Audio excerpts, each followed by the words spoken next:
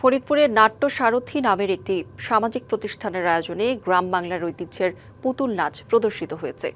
প্রায় হারিয়ে যাওয়া মনোমুগ্ধকর পুতুল নাচ দেখতে ভিড় জমায় 2 শতাধিক শিশু ও তাদের অভিভাবক। কানাইপুর শিকদার বাড়িতে অনুষ্ঠিত এই পুতুল নাচে নানা সামাজিক অসঙ্গতি তুলে ধরে শিশুদের মাঝে উপস্থাপন করা হয়। পুরো অনুষ্ঠানটি উপভোগ করে শিশুরা। এদিকে এমন আয়োজন শিশুদের মেধার সম্পূর্ণ বিকাশ ঘটিয়ে তাদেরকে সঠিক পথে চলার উৎসাহ যোগাবে বলে জানান অভিভাবকরা।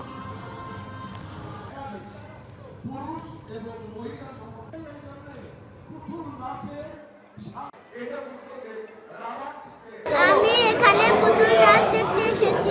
সবাই অনেক নাচানাচি করছে, আমার এটা দেখে অনেক ভালো লাগছে।